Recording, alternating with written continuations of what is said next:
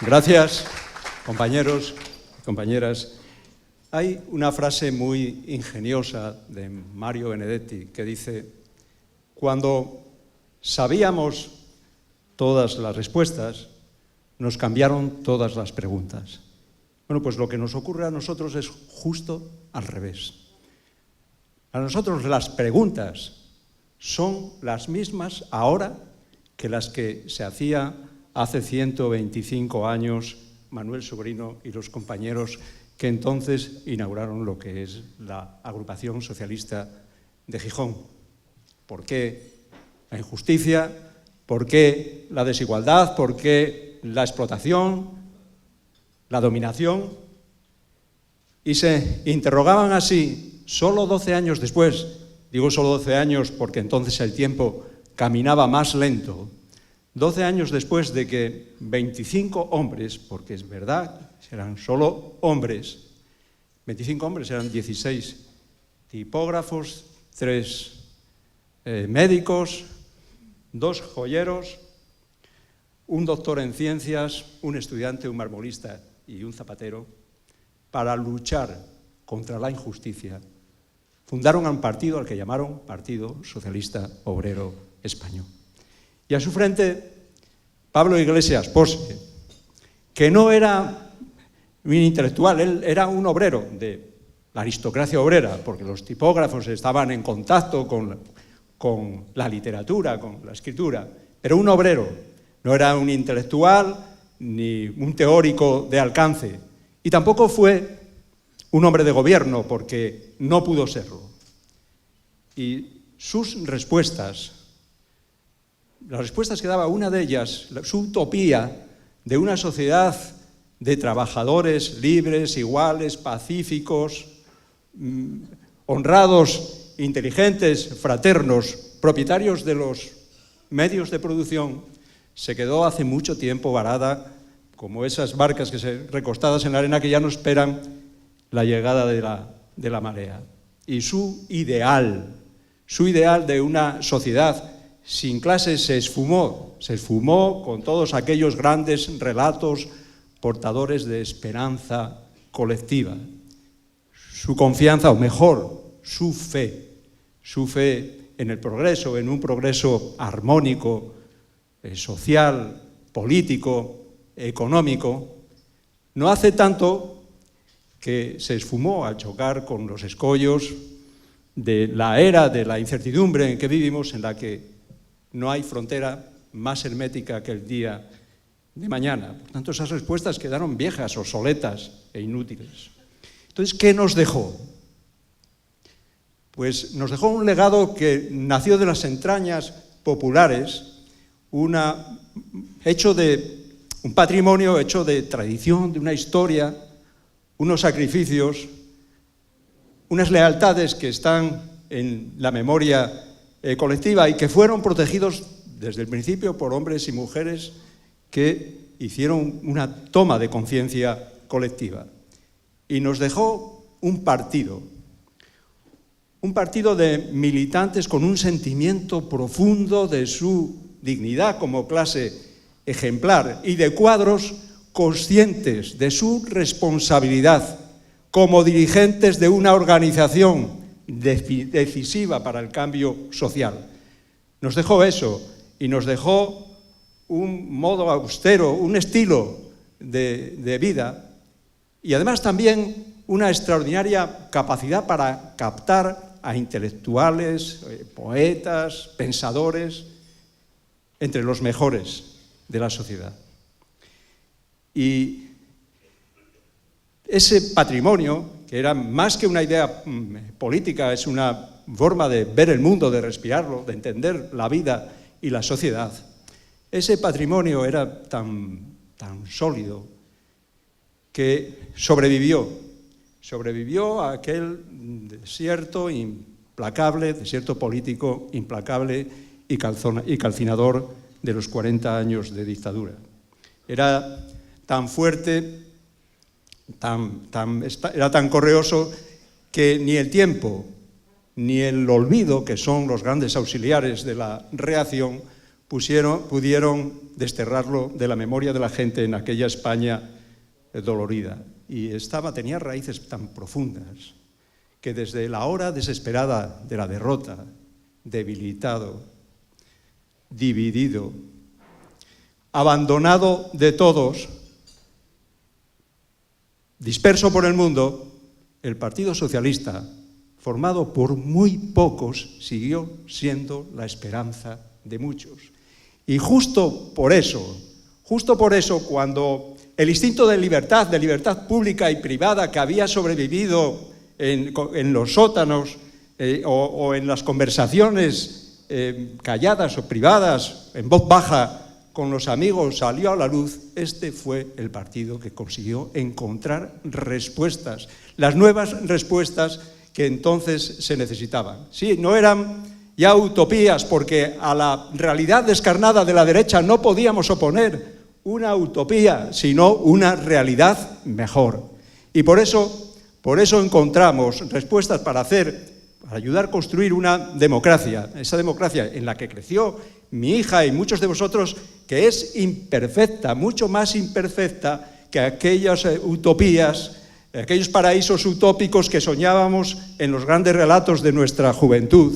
Y por eso también fuimos capaces, ya no de estar como siempre esperando que Europa viniera a nosotros, sino de ir nosotros a Europa, porque era una promesa de democracia y era la tierra de la justicia social, del estado de bienestar, de la solidaridad, pero también exigía sacrificios que hubo que hacer con colectivos, con grupos económicos y sociales que estaban protegidos por barreras arancelarias y que tuvieron que ponerse a competir en un mercado abierto en el conjunto de la comunidad. Y hubo que buscar respuestas para ser más eficientes en lo económico y hacer incluso reconversiones que nos permitieran generar un excedente económico para revertirlo por el lado de lo social y hacer cosas que eran inimaginables para nuestros padres y nuestros abuelos, dos generaciones golpeadas por la mala suerte, que no podían pensar en una sanidad pública universal de calidad, en una educación con la garantía de una vida decente en la vejez. Y se buscaron grandes consensos para erradicar una historia de enfrentamiento, de violencia y de imposición, o llegar a un acuerdo sobre la planta territorial del Estado, la planta territorial de este país, y alejar uno de los viejos demonios familiares que había envenenado la historia moderna de España. Y todo eso lo hizo este partido, fue decisivo para pasar de un país cerrado, pobre y dictatorial a uno abierto, cosmopolita, moderno y democrático. Y por eso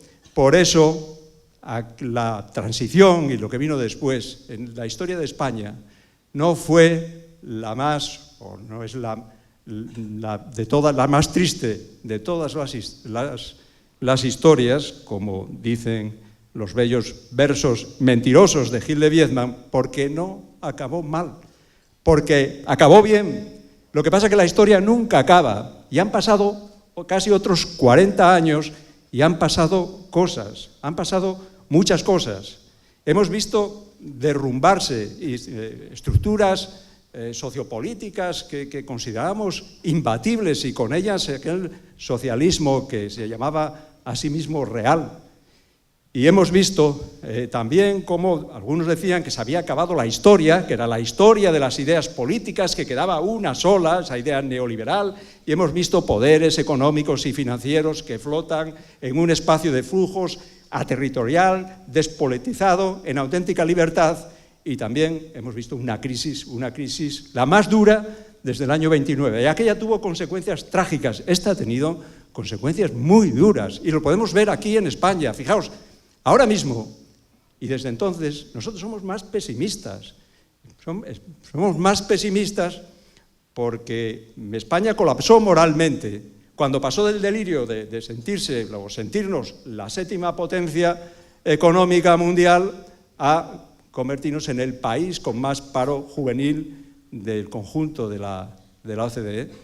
y somos menos cívicos porque estamos a la cabeza de Europa en piratería contra el patrimonio intelectual y porque no tenemos una conciencia colectiva, una ética pública de condena al fraude, la evasión o la economía sumergida. Y somos más desclasados porque hay trabajadores ahora mismo activos con empleo que son pobres y porque las clases medias ven cómo se las proletariza y el parón del ascensor social y cómo pierden liderazgo cultural y somos más desiguales, país más desigual de la OCDE en estos últimos años junto con Grecia y la desigualdad no solamente es injusta en términos sociales, es un riesgo para la economía y es una amenaza para la democracia.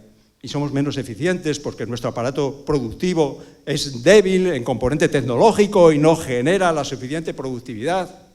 Y somos menos y somos más viejos y ese estrechamiento poblacional, ese problema demográfico hace que vuelva a planear los fantasmas de la insostenibilidad del estado de bienestar y además de todo eso somos más frágiles porque ya no hay acuerdos sobre la planta territorial del Estado y tenemos una secesión en Cataluña auspiciada por cargos electos que lideran las instituciones de autogobierno en aquella comunidad. Y por eso el Partido Socialista es indispensable otra vez ahora para buscar nuevas respuestas que serán otras porque las antiguas, muchas de ellas ya son barreduras de recintos por los que la historia pasó, pero por los que no volverá a pasar más. Y tendremos que hacerlas en ese territorio de la igualdad, de la redistribución, del fortalecimiento del Estado social, de todas esas cuestiones que tienen que ver incluso con lo supranacional, para embridar a los flujos de capital o con una transición que habrá que hacer a otras formas organizativas en lo económico, en lo ambiental o en lo social. Pero eso es fácil, no es fácil. No puede ser fácil, es muy difícil porque el Estado está en crisis en todas partes, desafiado por poderes económicos que están en un mercado global sin ningún control. Y la crisis del Estado es la crisis de las promesas que se hicieron a los ciudadanos en nombre de la modernidad. Y porque Europa está parada o va hacia atrás, y es que no se trata de que no exista en Europa una política socialdemócrata, es que no hay ninguna política, ni ningún espacio público, ni ningún Estado de Derecho que pueda interferir en la libertad de los mercados en nombre de los ciudadanos. No es fácil porque es una crisis profunda que ha roto el contrato social y además lo estamos viendo. No puede ser fácil cuando en Estados Unidos, en América, o en el Reino Unido, aquí en España, o en Hungría, o en Austria, regresan fantasmas viejos vestidos de populismos nuevos. Luego, no es nada fácil, pero podemos hacerlo. Ya lo hicimos y podemos hacerlo con este partido que es una marca que asociada a su pasado tiene una extraordinaria potencia simbólica, pero cuando hablo de pasado hablo de ese patrimonio que debe iluminar nuestro futuro o de lo contrario caminaremos a ciegas, caminaremos a oscuras y por tanto debemos de preguntarnos si ahora estamos administrando correctamente esa historia, esa cultura, esa tradición y esa memoria centenaria. Preguntarnos si ahora todos los militantes tenemos ese sentimiento profundo de nuestra dignidad como grupo ejemplar en la sociedad. Preguntarnos a nosotros, a los cuadros, si sentimos esa percepción de nuestra responsabilidad como dirigentes de un partido fundamental para la transformación social. Ponernos ante el espejo y también mirar si somos capaces de atraer a los intelectuales o a los pensadores o a los profesionales, los mejores de la sociedad, mirar a esa sociedad y decirle que les transmitimos no solamente confianza social, sino garantía, credibilidad económica, que es lo que nos da reputación gubernamental. Esas son las preguntas que debemos hacernos y yo creo que las respuestas son positivas. Podemos hacerlo porque además ya lo hicimos. De lo que se trata es de decirle a la gente las tres cosas que queremos. Queremos muy poco, queremos dar forma al futuro para que el futuro no nos dé forma a nosotros. Queremos unir a la gente y no dividirla. Y queremos dejar a la próxima generación un país mejor. Eso es todo lo que queremos y es todo lo que ya hicimos. Ya lo hicimos y lo hicimos con tenacidad, con coraje, con esperanza. Lo hicieron los que en aquel tiempo nos llevaron como enanos a hombros de gigantes. Uno de ellos lo tenemos aquí, se llama Alfonso Guerra y con él os dejo. Muchas gracias.